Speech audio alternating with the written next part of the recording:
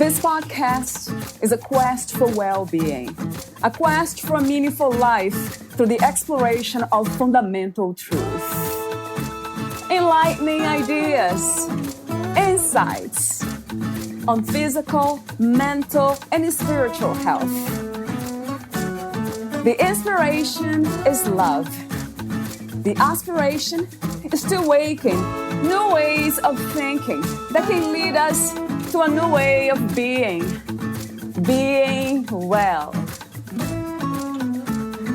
Welcome to Body, Mind, and Soul Healing Conversations.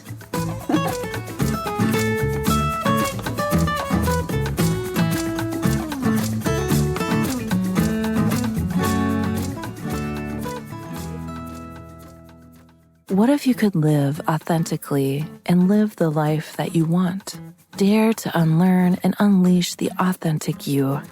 Our conditioning is not our fault, and it is not who we are. Our conditioning is faulty when we deny our own needs and/or emotions. Are people-pleasing, have low self-esteem, fear of abandonment, and obsessive thinking, to name a few. As human beings, we are all codependent at some degree. As long as we live as our ego self more often than we live as our true self, we will adapt in some ways to fit in, rather than expressing our true nature. Codependency means that we forgot who we really are.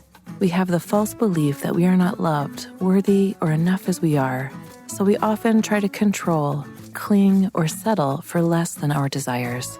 Fear is often at the basis of our decisions, and we often numb ourselves by overindulging in food, alcohol, Netflix, social media, shopping, or other substances. We also distract ourselves from feeling our emotions by avoiding them. We need to get out of our story, ego, and see ourselves as a limitless being that we are. Let's do this together. Valeria Teles interviews Cassie Giguere. She is a certified life coach, Theta healer, and a student in psychology at university level. Cassie helps her clients to unlearn and rewire their subconscious mind so they can align their benefits with their desires. She focuses on healing the inner child. She helps the client through a regression to remember the moment when a faulty belief about the self was created so the client can meet his or her inner child's needs, reassure and nurture that part of themselves, and heal. For Cassie, healing our inner child is the way to heal ourselves and align all our energy in one direction that we have consciously chosen. She also helps her clients to reconnect with their spirituality and their own wisdom. Cassie is also an entrepreneur and has built a multi-million-dollar business in the fashion industry at the age of 25. She began her journey into spirituality and life coaching after she struggled with her own mental health at the age of 27. Because of that experience, Cassie embarked on this long journey of self-discovery and learning, and eventually got her Theta healing and life coaching certifications. Her life completely changed from the inside out, from her beliefs to her reality. Cassie left the fashion industry and launched her coaching practice. Cassie believes that we should see progress today in our doctor's office, with everything that we know about epigenetic and quantum science. Cassie's long-term goal is to help bring science and spirituality together. Meet Cassie at CassieGiguere.com. Here's the interview with Cassie Giguere.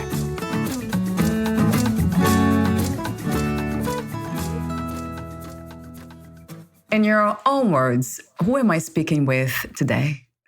I want to say, first of all, thank you for inviting me to your podcast. I'm really grateful for the invitation and this moment that we'll be sharing together. So I see myself as a mother, a daughter. I'm a friend, a sister. I'm also a life coach, a healer. I am a woman. I am a powerful old soul in a human body. Yes, that's a bit of the roles I play and how I see myself. What is the purpose of the human experience? So I want to say that Abraham Hicks really helped me form a belief around this concept. So I would say like Abraham Hicks says, the human being is the leading edge of creation. Okay. And that really resonates with me. And how I could explain that is, let's say that as as soul, there's no contrast. Okay. So there's no good or bad, black or white. It's just love and the highest vibration. Okay. So as a soul, we do not experience ourselves. Okay. We can only experience ourselves as human being because we have the ability as a human being to create resistance. Okay. We do not have this ability as a soul. There's no resistance as a soul. So we can block ourselves from the good as a human being, or we can, allow the bad, or, vice versa. We can play. We're like alchemists, right? And I feel this is really the purpose of being a human being, is really because as souls, we wanted to experience ourselves. And it's really through human being that we can do so. So that's my view on that. And I feel really strongly about that. At this time, what is the purpose of your life? At this time, I truly feel that my life purpose is to continue doing my inner work and embodying the best version of myself. So I can also help my clients hold the best version of themselves, because I do really dream of a better collective, a better world. Yes, so I want to be a part of helping that reality. Also, I'm a student in psychology at the University Laval. I really want to be able to, in the mid long term, to help as many people as I can, because I really truly feel that it's our birthright as a human being to know how our body works. And I feel today there's just no excuse, because we know about epigenetic, we know about quantum field, the quantum science. So there's no, I feel, excuse to just continue giving medication to patient without asking them about their story or what's bringing them to this point. Okay, so I feel there's just really no excuse. We are at this point in time where we know better, and it should show at the doctor's office, in our health services. It should show that we know better, and it still doesn't show. So it's a bit about that I take for me it's very important. I take to heart. So yes, I feel like it's for sure it's going to take me some years, I guess, but this is my plan, that to make sure that people know, human being know, it's their human right to know how their body works, how their emotion works, and to be able to be the best version of themselves, without losing themselves, or having to live those human crisis to wake them up. So to give every human being the same kind of chance in life, as like opposed to let's say you are in a great family, so you have better chance, and you are in a dysfunctional family, well, you're gonna have a rocky road. So no, I want, like, I wish like that every human being have the same chance, the same start. So yeah, it's a bit about that. So let's see where it goes. What are some of the greatest misconceptions about happiness, in your opinion? The greatest misconceptions about happiness, in my opinion, is the fact that most people believe that happiness is something that is outside of them. I'll be happy when I get this promotion. I'll be happy when I get this great relationship. I'll be happy when I go on vacation. It just doesn't make sense. So happiness, it's something that happens right here, right now, that you can decide to be happy, and you can practice actually to be happy without the condition, knowing that everything you want is coming to you at some point in time. And practicing being happy without the condition actually helps you to bring and attract the condition to you and into your life. So yes, so that's the biggest misconception about happiness. So happiness is something that can only happen right here, right now. as you have a happy thought, you produce happy hormones that last from a few minutes to a few hours in the body. So that's it. So practice being happy unconditionally. And you'll see that happiness is a choice. Actually, it's not out there, and it's not out of reach. What is healing to you? Healing to me is really remembering who we are. So I truly feel we can only become sick when we forget our power, when we forget who we are, give our power away. So it's like we block ourselves from our wholeness, because we are whole, but we have the power to resist that wholeness and create disease. So to become, unease, disease. And I feel that as we become more conscious and remember more of our true power and who we really are, we actually heal. Yeah, I believe that healing is the remembering of our wholeness and our true power, our true selves. What is the meaning of freedom to you? What is to be free? Freedom is the most important value in my life, and it's always been that way. As far as I can remember, I've always fought for freedom. I wanted my freedom. That was so always present in my life. So today I understand that I was always free. Freedom is a mindset. So I believe even a prisoner who has a life sentence in prison can feel free. It's really the way that we perceive, the way that we see things, but our nature is unbounded and free.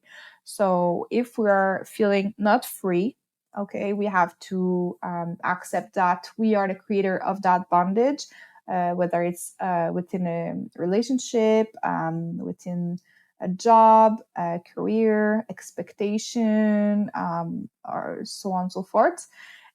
So we decide to be free, or we decide to be in a bondage. So it's really up to us.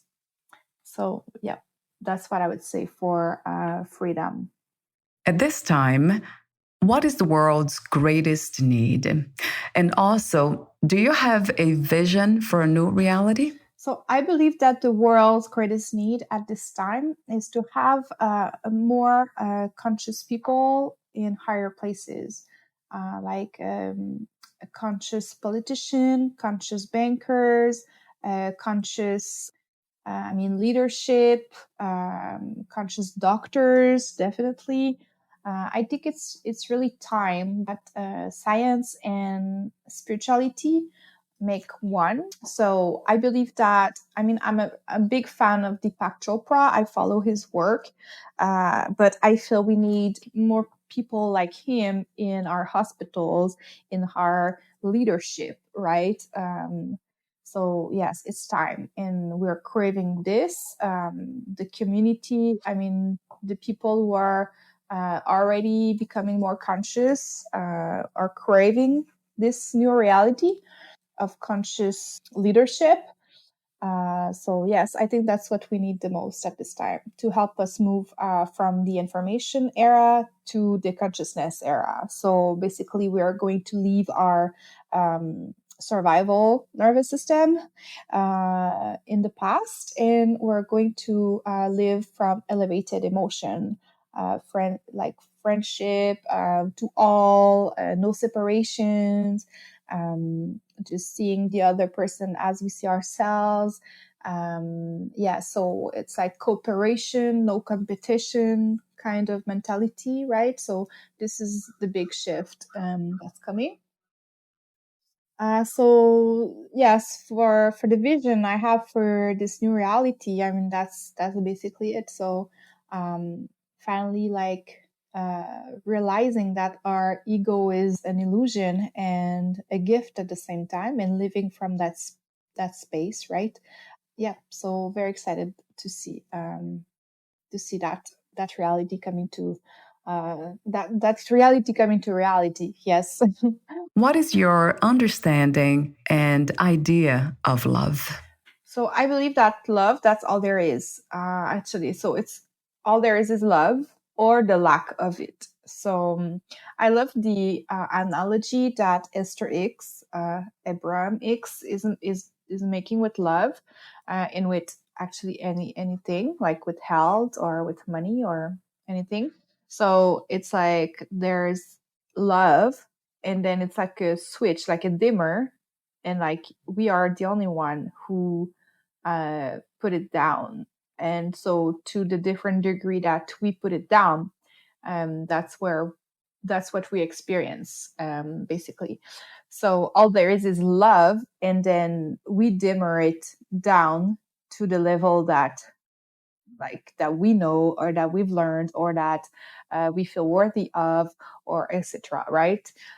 So really, in the end, all there is love, right? What is inner peace to you? For me, inner peace represent the fact that you are not fighting against yourself. So you are flowing. So your belief and desire are flowing together in the same direction. So you're not holding a belief that goes right and another belief that goes left. So you don't have a pull between you and you. So when you're aligned, and your desire and your beliefs are aligned, I would say that you have inner peace. What, where, and who is God to you? For me, God is the energy of creation, the energy of love. It's everywhere. That's where we come from. That's where we're going. That's the energy we create from also. It's an energy that is as masculine as feminine. It's like wholeness. It's whole. Yes, so it's everywhere. I mean, it's in every atom, in the space between atoms, in the quantum science, we can say it's the quantum field. Spirituality, we can say it's just in every living and non-living things. Yes, so that's my vision on God.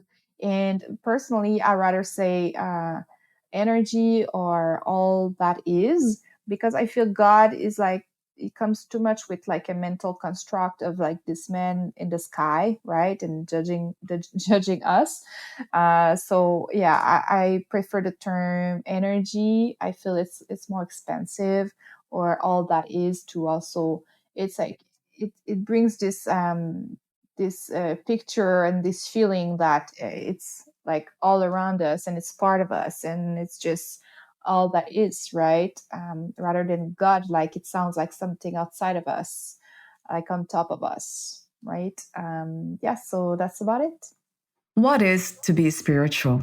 And what is spirituality? So to be spiritual, for me, it means like first, I want to say that we are all spiritual being. Okay, so we are first a spiritual being, incarnating into a human body. So everyone is spiritual. I mean, everyone is spirit. Okay, now spiritual means that you are aware, you're conscious that you are a spiritual being who incarnated into a human body.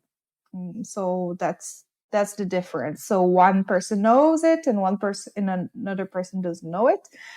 So for me, that's really where spirituality starts. Yes, and spirituality is the practice of exploring. I mean, your source, your origin, your energies. Yes, to be holistic. So yes, all that good stuff. How do you define success? What is to be successful to you? Success to me, it's really like we saw a little bit earlier, the fact that you no longer fight between you and you. So to have peace of mind. So to have peace of mind, you know who you are, you know your worth, You are more conscious about your patterns, your subconscious programming, and you have the power of choice, and you're aware that you have the power of choice. You are more present in the moment. Seek joy. It's also, I feel success for me is also being less reactive. Yeah, so being more present with the true self than the programmed self. I feel so, becoming just more conscious and have peace of mind. And yes, I think for me that is success. Yeah.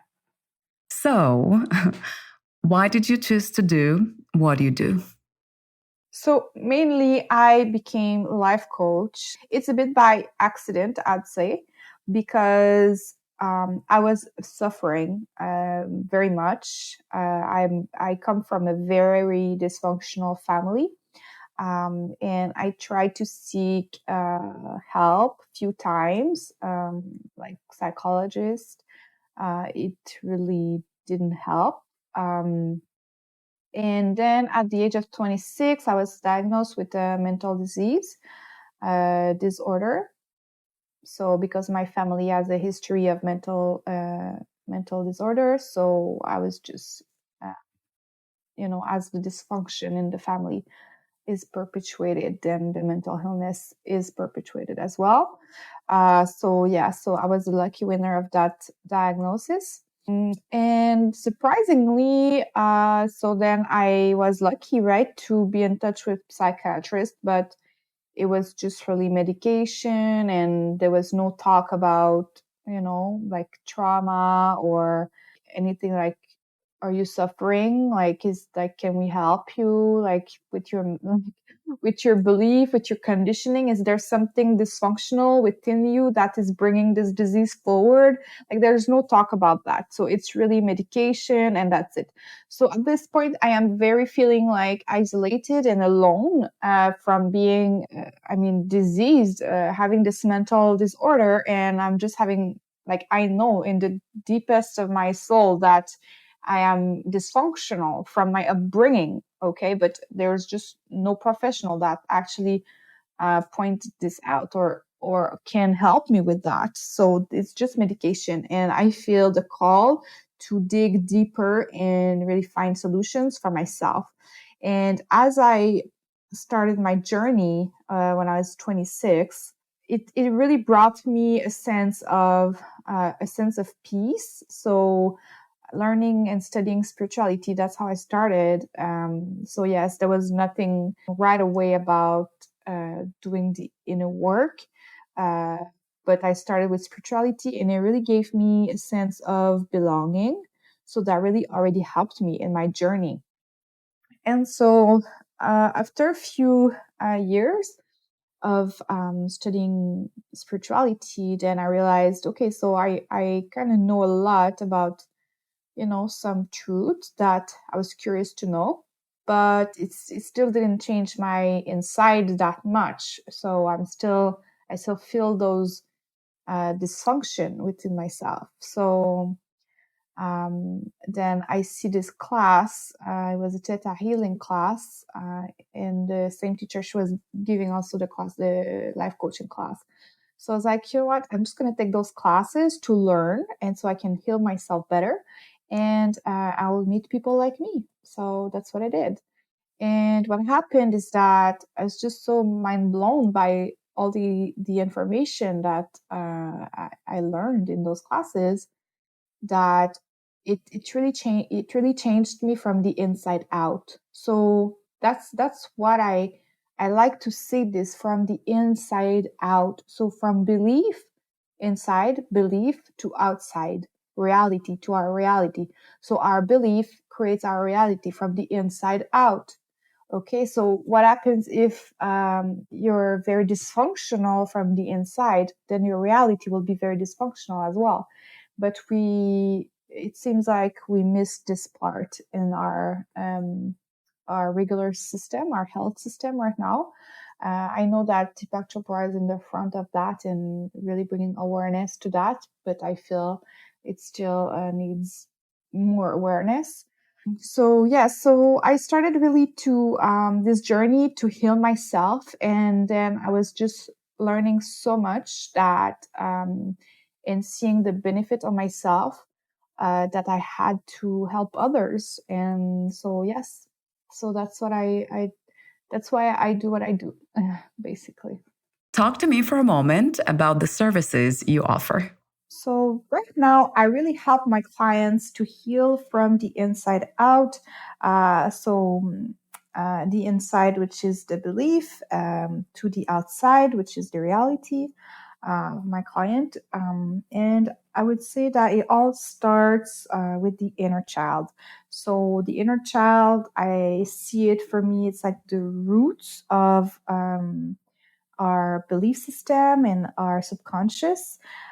Because from the age of 0 to 7, we have to know that our brain is like a sponge, and we're in a theta brainwave state, which means that we just register everything that is around us, all the information, and it's like we create. It's like the web for our perceptions and the way that we see ourselves and the world, and the relationship between ourselves and the world. It's all developed between 0 to 7. And we have to understand also that for survival purposes, a child will always blame himself for not being loved, or for not receiving the care that he should receive, because as a survival mechanism, the child cannot see the parent as a bad parent, because the child is so dependent on that person. So, so this is why we develop as children those bogus beliefs about ourselves. So if we do not receive the care that we should from our care provider, from our mother and our father most of the time, then we create beliefs about ourselves that we might be not lovable or not worthy or not enough, or so on and so forth. Those type of belief that comes often. So we developed those for our survival in childhood. The problem is that we keep them in our adulthood, and we're not conscious that we have those beliefs. So this is where I like to help my clients. That's why I say from the inside out. So we do some inner child work. And it really helps my client to understand themselves better, have self-compassion, create this relationship between themselves and their inner child.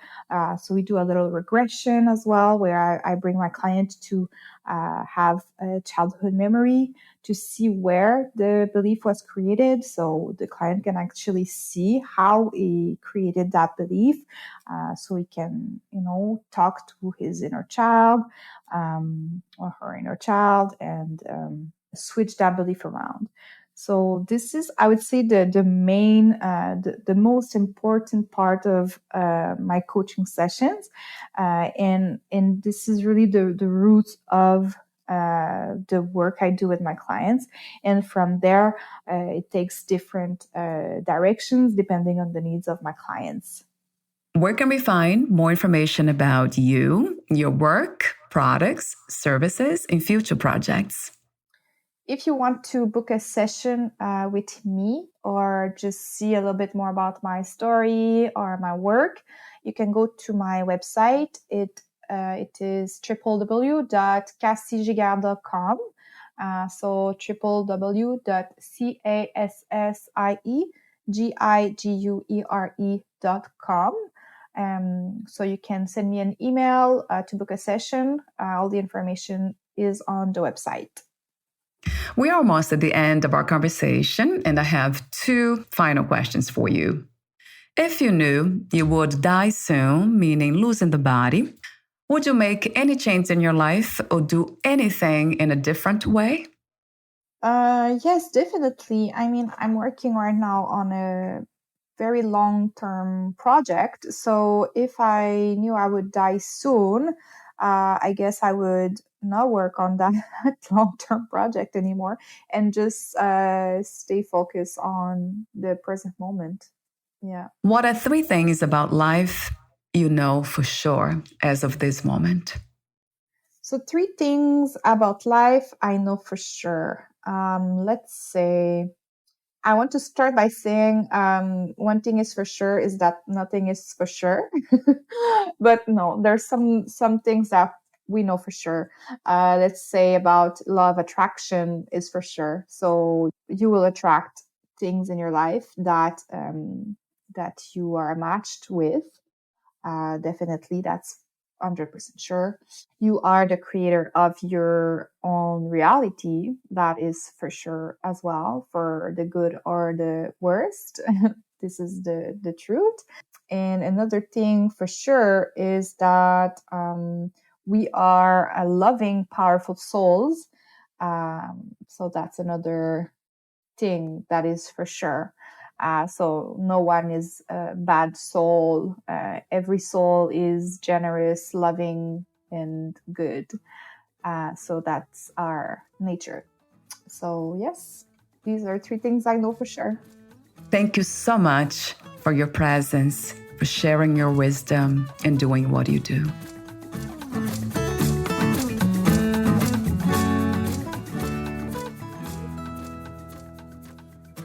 Thank you for listening. To learn more about Cassie Giguere and her work, please visit CassieGiguere.com.